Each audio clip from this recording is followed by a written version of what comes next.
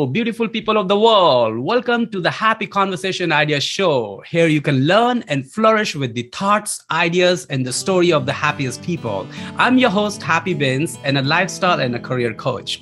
Today, it's my greatest honor and privilege and pleasure to introduce you all the award-winning dignified community leader and my dear friend, Kerry Gibson.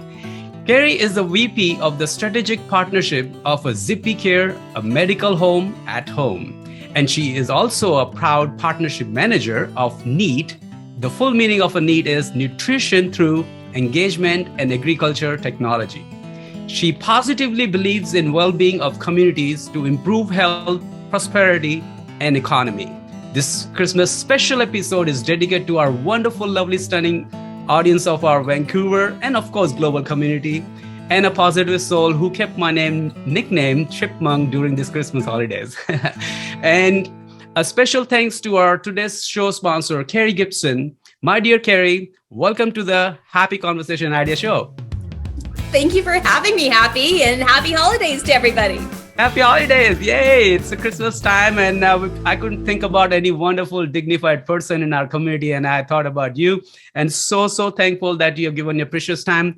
We're going to learn a lot about it today. So all my audience, roll up your sleeves and get ready for the best answer you were looking for.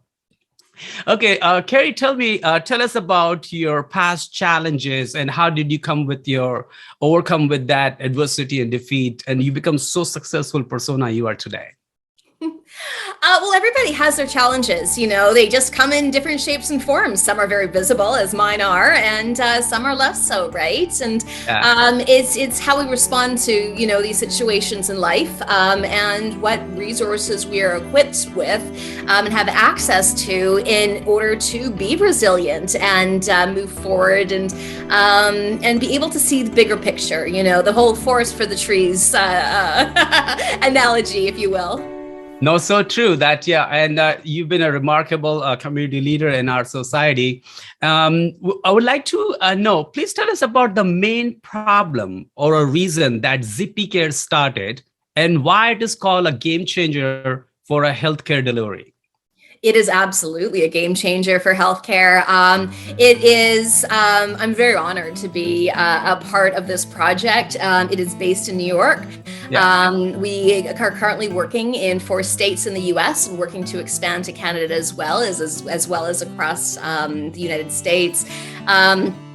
It was created by doctors for doctors. Doctors saw these enormous gaps to healthcare provision, especially for marginalized communities. Not everybody has the privilege of, having, easy and affordable access to healthcare delivery.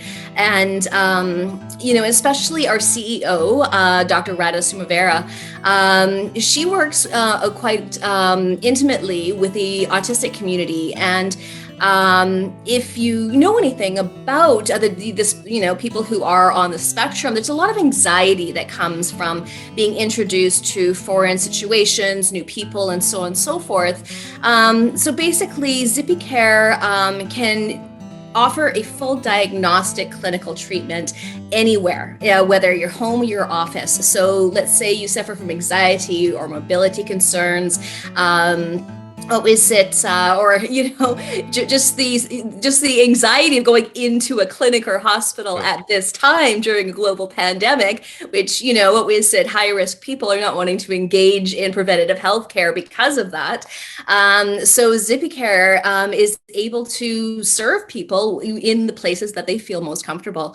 And it's basically both a 2-part system. It's software and hardware. All of it's proprietary, patented, and it's incredibly unique. So the software is essentially like your Uber app. It's your triage system, right? So, you can put in your symptoms, what's going on, and, your the patient information. And that basically triages the patient. Then it dispatches an OCC, which is an on-site care coordinator. Okay. And that person takes the hardware, the Zippy kit, which is super cool. It's this fancy, this cutting edge, next gen type computer built in with it, all the tools that you would find in an urgent care center, like, ultrasound, EKG, the whole shebang are hardwired into this box. And so that when the OCC takes the box to the patient, wherever they might be, they basically, all of that data is live streamed to a physician wherever they are. Wow. And so, the doctors whose, time is the most valuable and it's the biggest resources that needs to be streamlined, they're able to take, multiple calls at once, have the data streamed to them directly to make an accurate diagnosis, which is, one of the big gaps, which, we have been concerned with in, virtual healthcare delivery, right? It's, having just a web conversation, with a patient, is a bit of a guessing game if you're trying to, give an accurate diagnosis. And a lot of physicians have been really frustrated. It's like, no, you're just going to have to come to the office. Wow. Right? So it's defeating the purpose. And so here we're able to, fill that last mile, step in, deliver the data. Physicians can feel, comfortable giving a diagnosis and being able to follow up with prescriptions and treatment and manage care plans and such through our platform, as well as the patient feels very comfortable because they can bring in their specialists, their care teams, their family members, and they can all do it in the safety of their home or office. Wow. Fantastic. This is really profound. And I think this is such a valuable information you have given. Quickly, can you tell us, when you said that it's in the United States, so is this still available in Canada as well? Or we are working on bringing it into Canada. Okay. Absolutely. That's on the to-do list. Okay, fantastic. We can't wait. Canadians will be so happy and delighted to have this wonderful service, such a profound and caring service. Kerry, you've been part of that. But tell us a little more about that. When you said that they go to the home and diagnose things and all, these days there are a lot of concern about the traveling local and internationally, and they're concerned about this COVID PCR test. So what solution does the Ziphycare give them, and how does it work? Just shed light on that, please. Regarding the PCR test, well, we actually do deliver rapid COVID tests. So you can basically call us up or go on the app and just order one, and we'll show up and give you the test. Wow.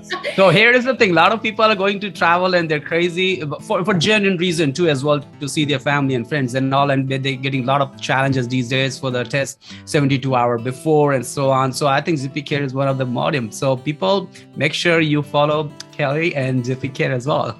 Absolutely. Well, last Monday, we had a partnership. I'm not going to say with whom, but in New York.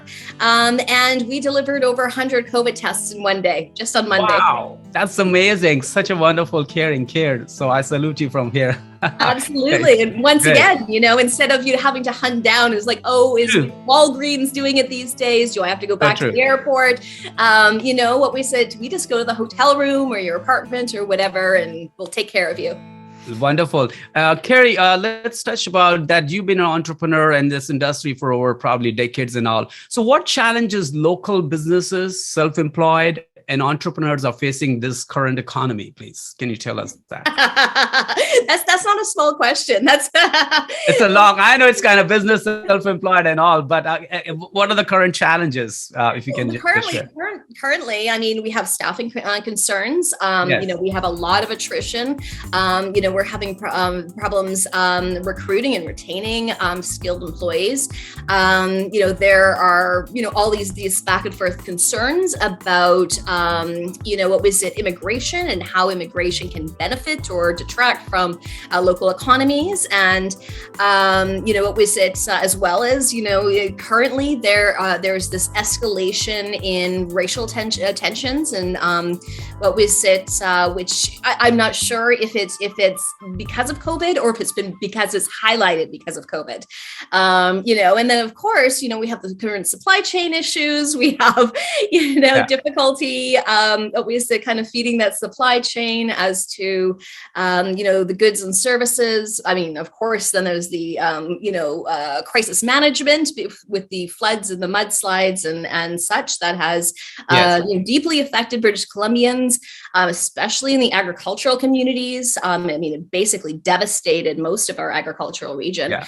And that'll be a long time to recover from, never mind, the soil contamination and such that will have resulted from that, damages to the waterways that can, then, feed into damaging fish populations. And, so there's a lot that we have to be concerned with that, affects all levels of business. And what was it? So I think, listen to Bonnie, be kind to each other, be safe, be well, and just have some patience, because it's going to be an evolution before we get from that pandemic to the endemic stage.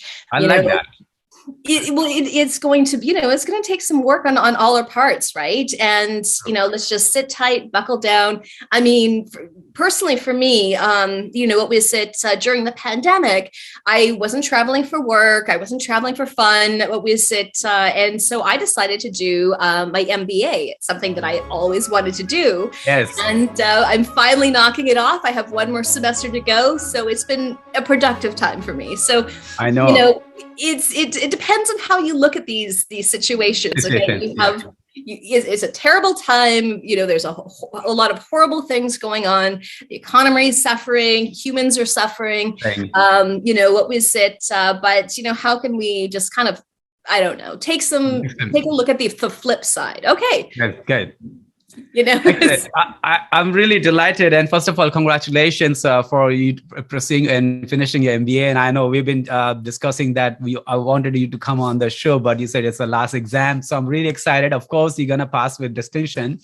So you utilize your time during the pandemic and to make the most out of that, to finish your education, and a lot many million people have done that too. So thanks for sharing about that. Quickly, if you can tell us about the Ziphycare, how does it help to the people who are single or senior? How does it work? Is there a special program for them, those who are not related with family in a family settings?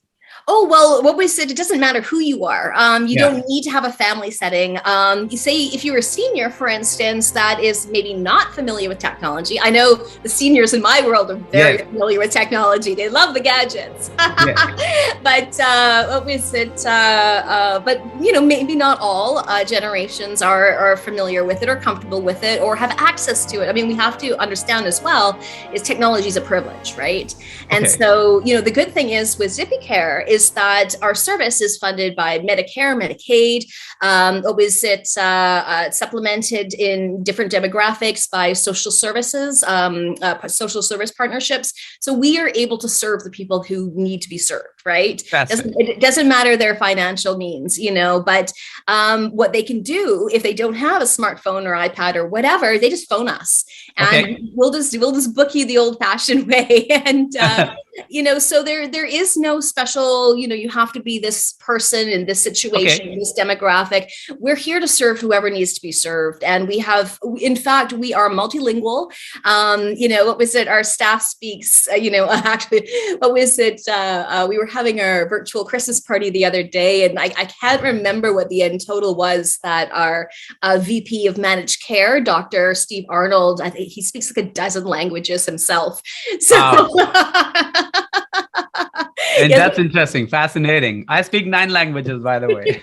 Well, see, there we go. We should need you on our team, right? Hey, I am here. I'm going to roll up my sleeves and be in your service and to contribute to the service, to the community. Definitely. Love to do that. It's important to be inclusive, right? Of course. Especially when you're in someone's home, and be able to respect and understand people's cultural nuances and differences. And, what was it? There's a back and forth there, right? Exactly.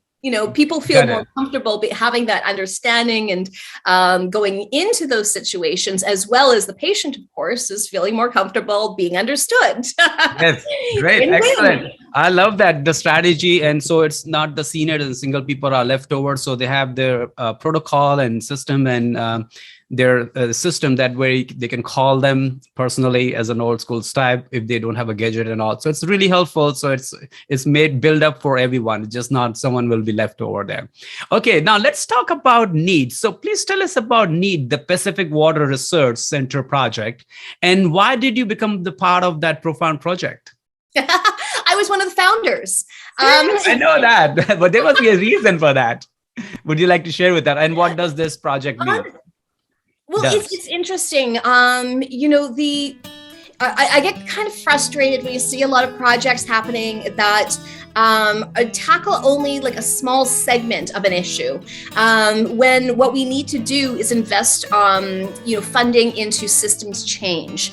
Yes. So addressing the causation, like why are problems occurring and how can we address the root of that instead of the symptoms, right? Because what was it, the majority of the work that is done is purely symptomatic, or putting band-aids on things, and it's a waste of money. They don't last. They'll peel off, and what we said, we'll have to start again.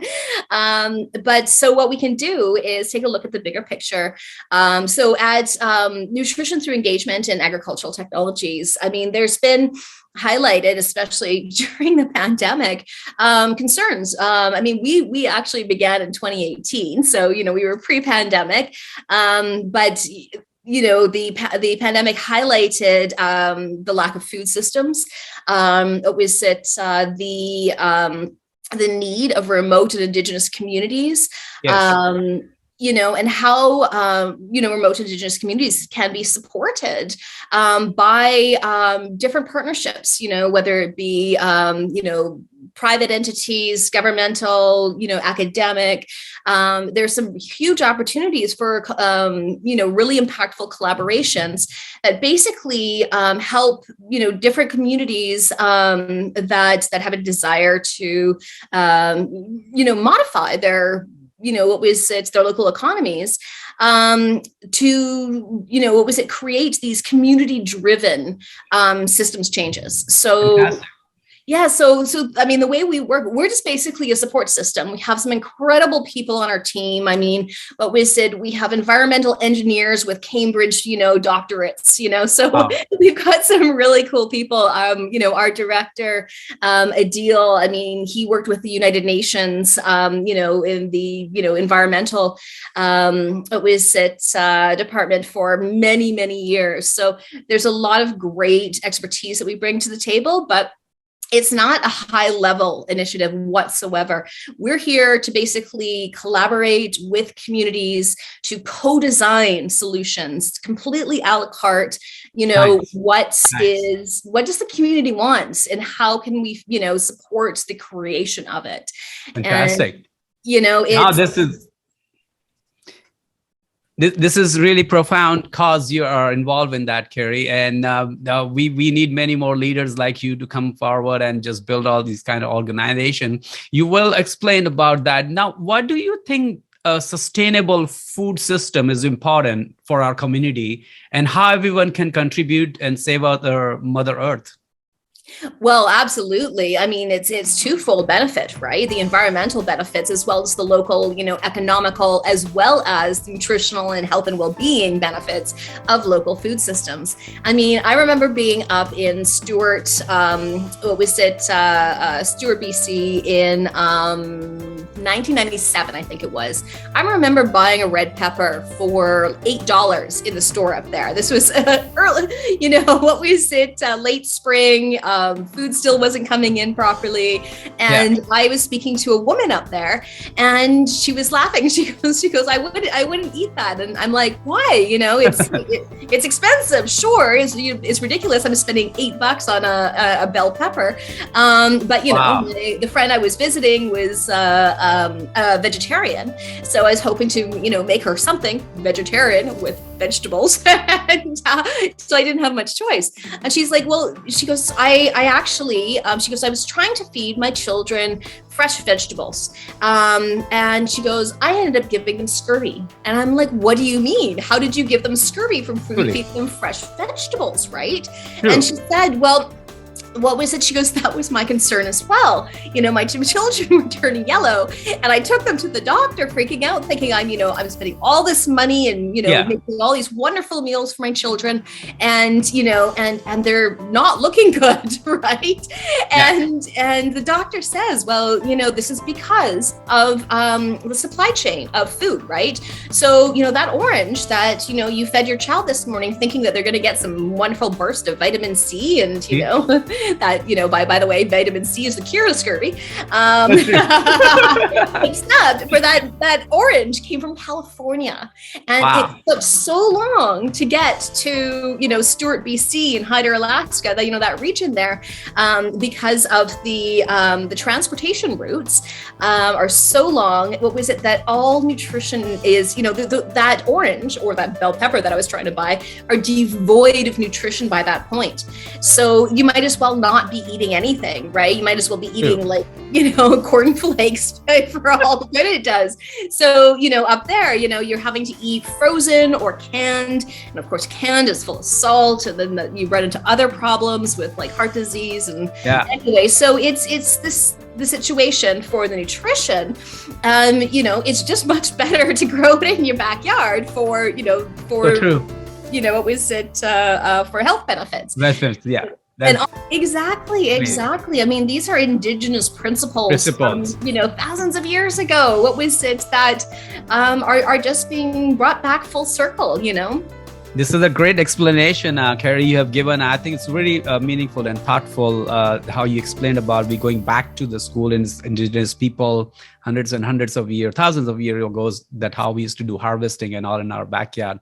So that's a wonderful cause you are involved in that and you empowering that.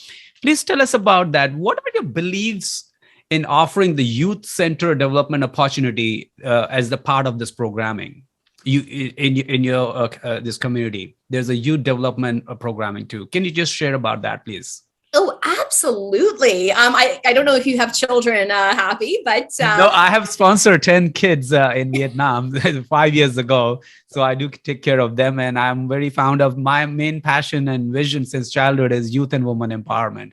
So that's what I do, especially in youth development. And I saw that in your profile that you're involved with the Indigenous youth program. I said, wow, I'm going to ask this question for sure.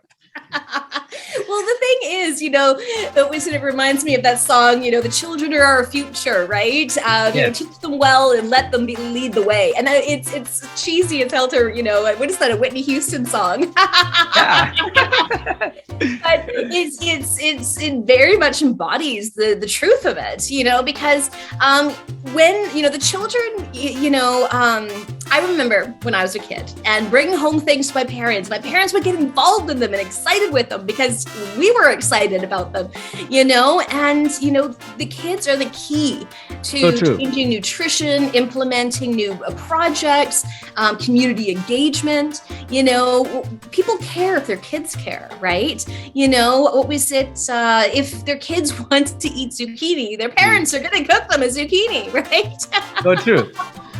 So it's, what we said, they're key to all of this. Plus, there's a lot of, what was it? I don't know what your childhood was. I was a very privileged child. I was the little girl with a pony. What was it? So, what was it? I had those kinds of experiences, but a lot of kids don't have those kinds of experiences, right? Great. Exactly. And so my parents taught me how to garden. My parents taught me how to take care of myself, how to use power tools, to do all these things. But there's a lot of kids in the world that, in our communities, our neighbors, right, that don't have these opportunities to learn new skills. Also, gardening is incredibly therapeutic, right? So not only you're learning how to take care of yourself, it's also psychologically beneficial, right? I love that. Yes. No, I love that. When I saw that pictures and all on your website and all, children were involved in their workshop for the gardening and all. I have so many plants in my own home and I love gardening since childhood. I'm very passionate about it. I was very fascinated about to know a little more about that. So thanks for sharing about that gardening part, that children can also get involved in that and learn from their early childhood to cultivate and mold and grow plants and trees, because that's what our mother nature needs to be protected. So please tell us, according to you, please tell, why do young adult drifts in their life and they cannot make a decision, major decision or purpose of their life? Why do young adult drifts a lot? What do they do? Young adults, as in late teenagers or early 20s? Yeah, I will say after grade 10, like, this the timeline from 15 year to 25, 30 is the major time where they can make it and shape it, but they're constant in decision. They don't know what to do after school, what to do after college, and so on. They cannot make up their mind for the career and all. There's a lot of drifting involved in that kind of 10, 15 years. And during that drifting, they end up going into gangster lifestyle and drugs and alcohol and so on. This is a major problem of education and unemployment in the world, I guess. Is it the drift that you speak about for, late teens, 20s? I think we live in a much different paradigm right now. I mean, what was it? It's not the same situation as our parents, when, you were an accountant, as soon as you got out of school, you were an accountant your entire life until you got your watch when you were 65 years old and you retired to the golf course. I mean, life isn't like that anymore. Jobs aren't stagnant. They aren't, they aren't static. They don't remain constant, right? So people have to evolve. And so, someone had said that jobs change, but skills migrate. And that's really important to understand. So young people, are going to be indecisive because, a job that they might be preparing for today might not be there once they graduate, right? So true. Yeah. Or the demand for it might not be, there. So as long as they're learning the skills that they can then attribute to something else, but also it's giving them the support to do that and to be kind of guided through that, to mentor young people, through this process of decision making. And if you can decide what you might want to do for the next 5 years, I think that's a great achievement, right? Yes, so true. It's almost like there's going to be a rebirth every 5 years. I've had multiple professions, and after my accident, I worked in art therapy for quite a long time before I started getting into technology. So life presents us with different opportunities. It's how, are we going to say yes to them? Are we going to be scared of them? Are we going to be equipped for them? And sometimes it just means diving in head first, even if you don't feel that you're 100% qualified. If you take a look at it and say, I think I can figure this out. Yes. That's the best attitude to have. It's like, can you solve the problem, right? So true. So true. That's a wonderful answer, Kerry, you have given in that. But during this learning process, combining with your own experience, that you have challenges and all, and you have learned from other community young adults too. Can you just share what one can learn from the adversity and defeats and to flourish their life? Well, it's that whole, what is the Dolly Parton quote? You can't see the rainbow unless you have the rain. I love it. Wonderful. That's one of my favorites. And, you're not going to see the good unless you've experienced the bad. Life is a balance of that, right? That yin yang, nature, nurture, everything balances, right? Once you allow it, relax into it and allow it to happen. And life is not just, glowing in roses and, rainbows and unicorns. It just, that's not realistic. Stuff happens, you get over it, you fix it, you deal with it. You just, even if it's just day by day, you just thank God that you wake up the next day and, you can try again, right? As long as you keep on doing that, you'll get to some other side or some other situation or context, and and it'll get easier, right? And then when you get over something difficult, you feel so much gratitude for all the wonderful things, right? So true. Otherwise, life would just be boring. Life shouldn't be boring. That's why we are on this show called the Happy Conversation Idea Show, to make the life more passionate, romantic, and happening thing. Okay, Kerry. Well, this was all the wonderful answer you shared about the Ziphycare, about the need. I hope our audience got enormous amount of information on that, so where they can reach and all. Let's do this second round we call Make the World Happy Round, and this is the Christmas bonus to our community people now. Okay, so your first question in this round is, what makes you happier, the intelligent part of your life or the emotional part of your life? I think the intelligent part of my life. I love thinking and learning, and I gain much happiness, and that gives me an emotional response. Woo-hoo! I love that answer. Wonderful. Okay, connected to that now. Okay, how to build emotional confidence and thrive in life? Emotional confidence in private life. Well, the thing is never. Never say defeat, right? It's Okay. like, oh, never throw up your hands, never say, okay, I'm done, forget it. Just keep trying, right? And Yeah. what we said, it's in failing, but then getting it the next time that you gain that confidence and say, oh, I did that, right? So true. I love that wonderful answer. That's such a powerful answer. Okay, what does success means to you? Success is loving what I do every day and feeling like it has some bigger value than just being a paycheck. Wow, I love that. Just being a paycheck. Wonderful. I hope this audience will take as a golden nuggets. Okay, what happiness means to you? Happiness. Happiness is loving and to be loved. It's engaging with, in those big ways and little ways with the people around you, and just, putting a smile on other people's faces. I love that. Just putting smile on other people's faces. And I think I'm known for that. Ooh, I'm just kidding. Okay, one thing nobody knows about you. Nobody knows about me. I'm not sure. What was it? Among the many things, you can tell the one thing. I know. I have no idea because I have so many people in my life who know bits about me from like different things. Something random. Oh, what was it? I cook everything with ghee. What was it? Okay. I don't think anybody would even think to know about me. What was it? I gotta say, ghee makes the best popcorn. Woo! Lovely Vancouver audience who knows Kerry. Now you know what about that is. Okay, this is one of the funny question. Why Santa is so jolly? Why Santa's so jolly? Well, God, what was it? He's never on a diet. Of course he's happy. That's a very profound and very nice answer you've given. But according to me, I have learned the other answer because he knows where all the toys are. I love this one. Thanks, Kerry. Okay. What do all people need this holiday season?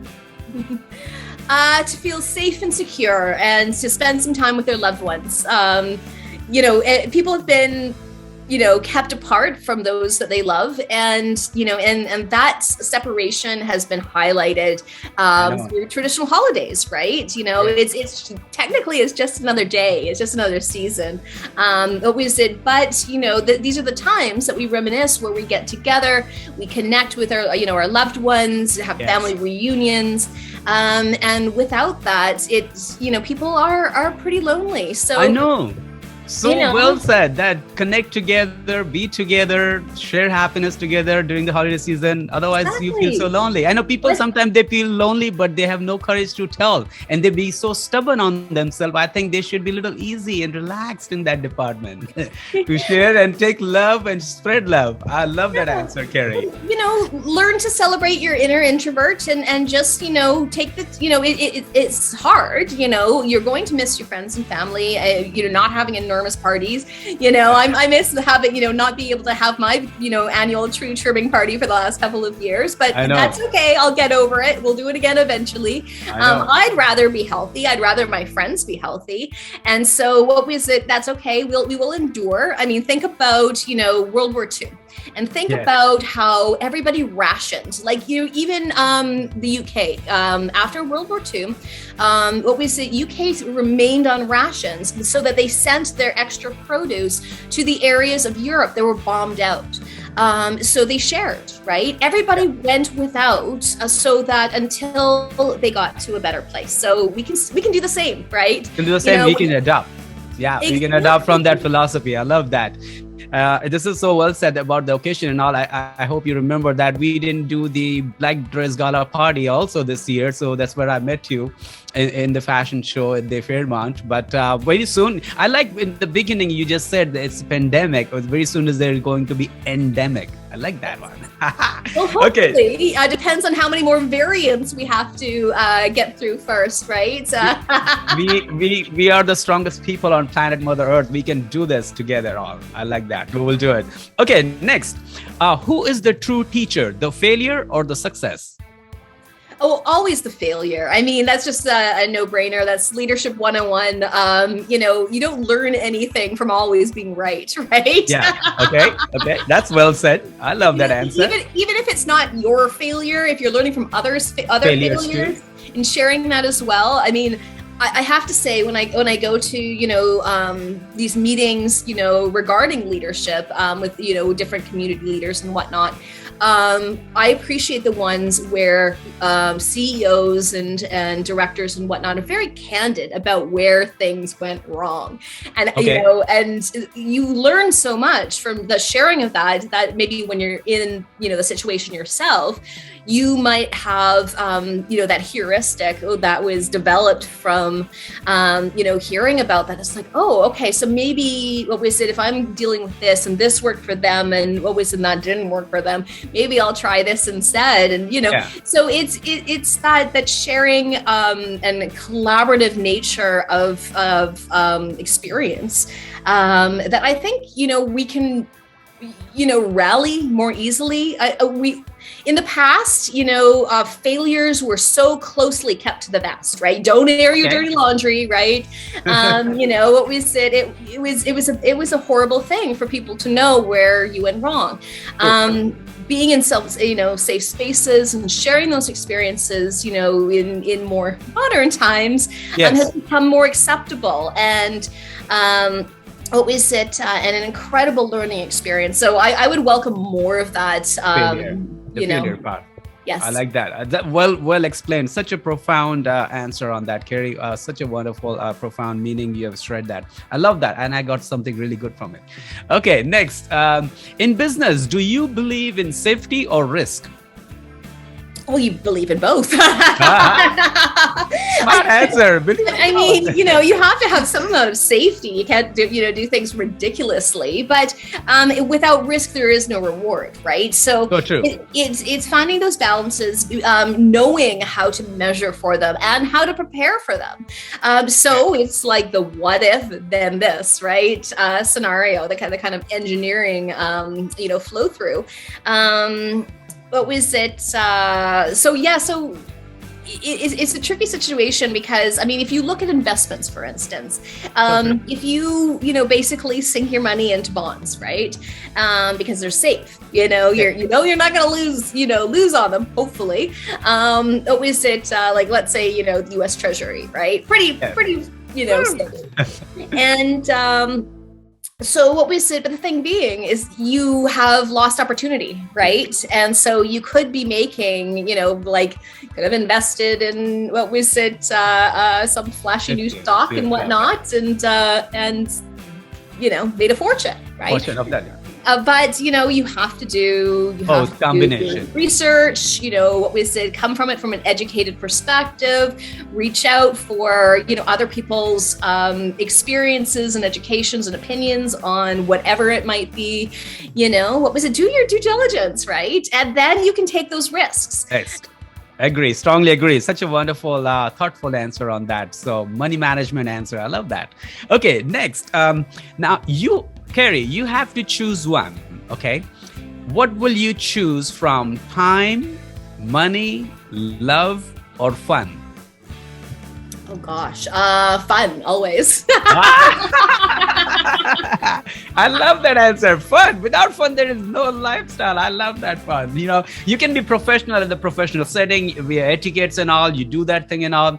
When you're with your parents, you play the parents' role. When you're with your friends, you play with the friends' role. But I think fun is really a right element in life, that a limelight, the light. It never makes you grow older.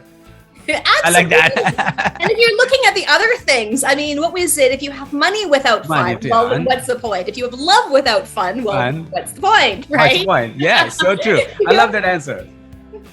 Great. Okay, next.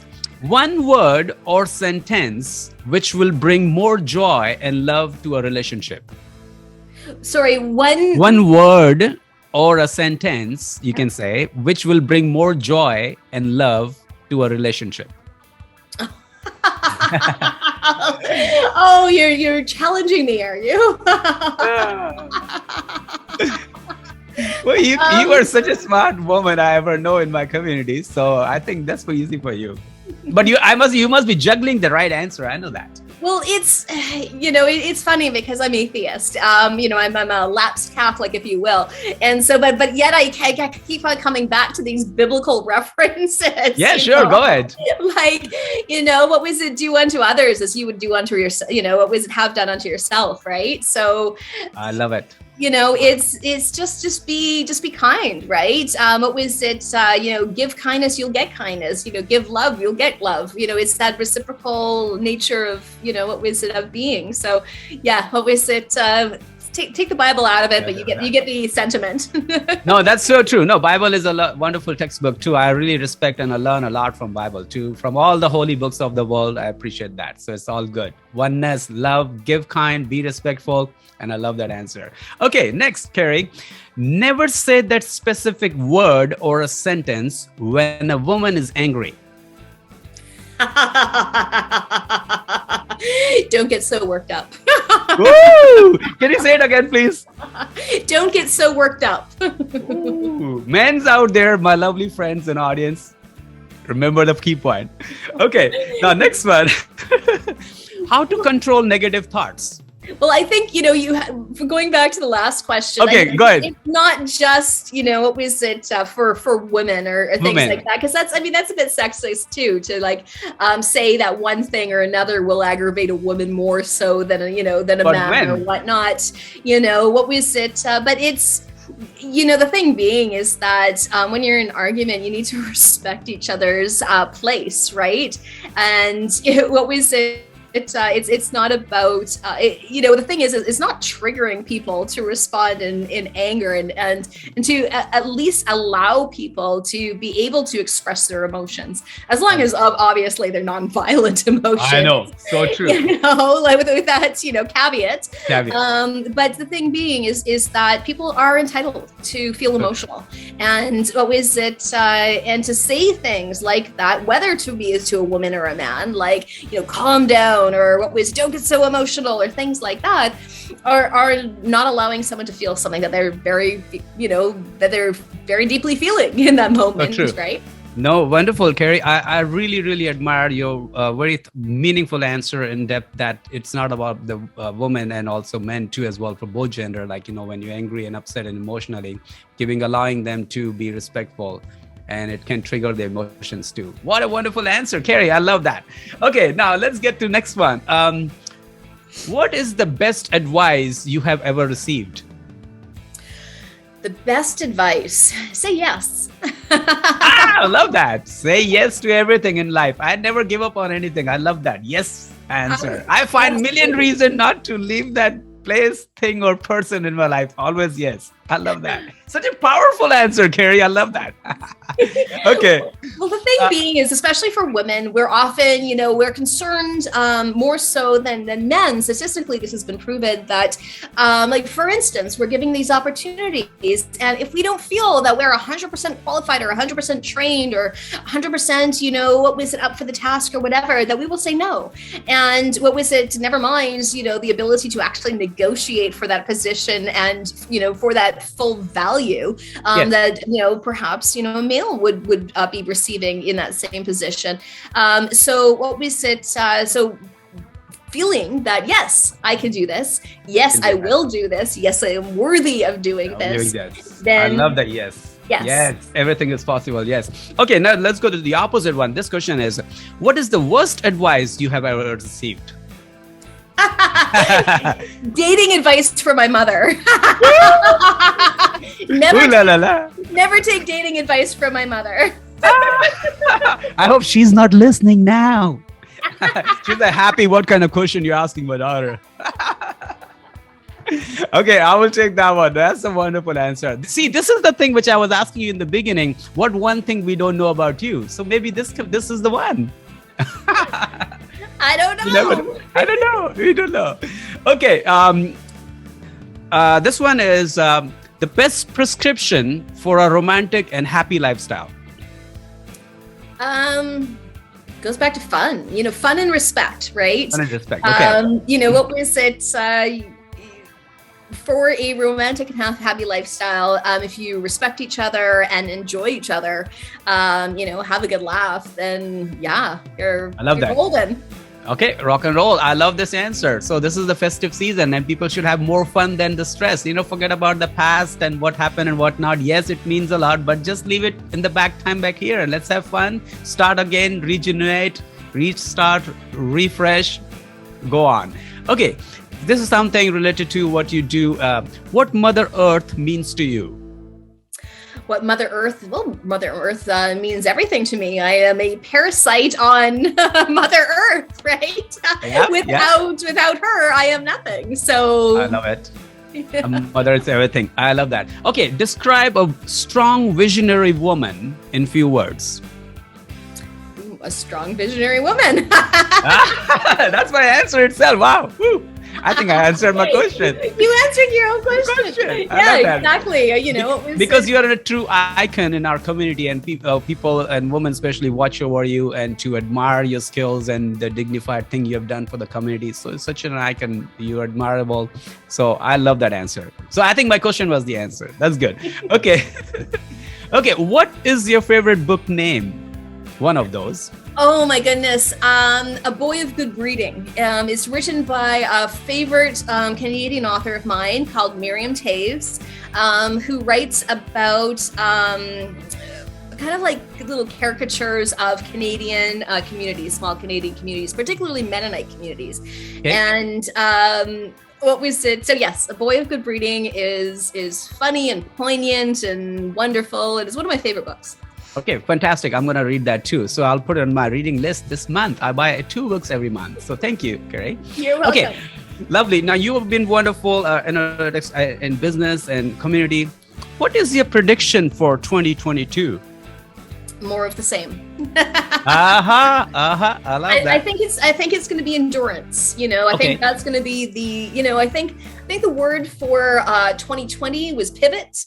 Yes. What was it? The word for what was it? 2021 was optimism, and what was it for 2022? I think it's endurance. I think we're just going to have to push up our sleeves and just kind of keep on slogging through it and continuing to find creative solutions to keep going. Our government can't keep out doling money, out, as we are. I mean, there's no sustainability there, right? We can't crash the country. We have to, keep things going. Maybe look to different technologies, different collaborations, how we can all work together to get to that endemic phase. How can we support what needs to be supported, just to get to the next phase, so that we can rebuild properly, right? So true. I like that. That's a phenomenal and powerful answer you've given towards the community and towards the country and the government too as well. I think that's a very mature answer, Kerry. Thanks so much for sharing. Okay, now the question is, the pursuit of happiness is in. Oh, it's a fill in the blank. Yeah, it's a fill in the blank. You're doing MBA exam, so I'm being a little examinary questions. Make fun out here. Oh, if only my exam questions were as pleasant as this. Maybe I can be the examiner and I can dictate or create a new exam question for you. Oh, goodness. So the pursuit of happiness in, that's the blank, fill in the blank. What was it? The pursuit of happiness is in dash. Oh, The pursuit of happiness is in, what we said, the relationships that we have, family, friends, community, neighbors, your pets, what we said, it's in relationships. Oh, what a wonderful answer. Relationship. This is why I started this wonderful conversation idea show, to build up the strong founders relationship for the community, the global community. I love that. Now, Kerry, this is an imagination question, okay? Imagine if God makes you a man for a day, what will you do more of and less of? Well, if God made me a man for a day, oh dear God, do I want to be? Do I have to say yes? Okay, I don't know if you can pass this question. That's why I said it's imagination question. You're not gonna offend my man, are you? Well, what if I don't want to be a man for a day? I mean, that's assuming that it's, I don't know. You can be an hour for it. Maybe in a day, and forget about the day. We can be an hour. Well, one thing that I would do is I would pitch more for investments. So what was it? So Ziphycare, what was it, for instance, is, goes through various rounds of investment. And statistically, men receive far more investment than women. But with exponentially so if I was a man, then I just go pitch to VCs for that entire day, and wow, that's a financially powerful packed answer. Oh, all the men's gonna be not discouraged, but they will really get admired with your lovely answer. I love it.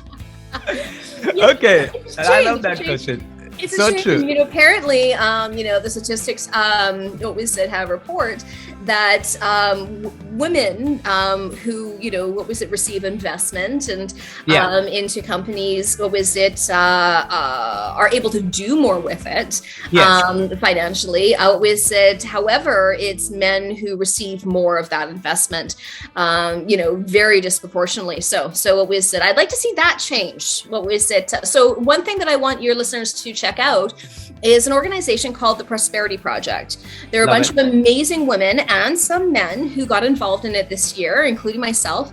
And it's basically, it was birthed out of COVID-19. Basically, as we saw these disproportionate effects, inequitable effects between men and women, as COVID persisted. What was it that women, for instance, they're the caregivers, they were in positions that were, inequitably affected by the pandemic. They more lost jobs, so on and so forth, for instance, in tourism and hospitality industries. So what we said, the Prosperity Project was created, and it is very data driven. We've been basically collecting data from across Canada to answer many different questions, everything from childcare, mental health, economic resiliency, women in trades. So there's some really great data on the website if you want to check it out. Sure. Definitely. I will mention all that after the link, your Ziphycare also, and the NEAT also, and also this one too as well. Thanks so much. Okay. Now this question is for you again. How to forgive someone and bring them back in the life? Well, that's interesting because, quite often we call out people, right? We're saying, hey, you can't do that, go away, right? We don't want you anymore. Yeah, and, of course, in some circumstances, that's sometimes the appropriate answer.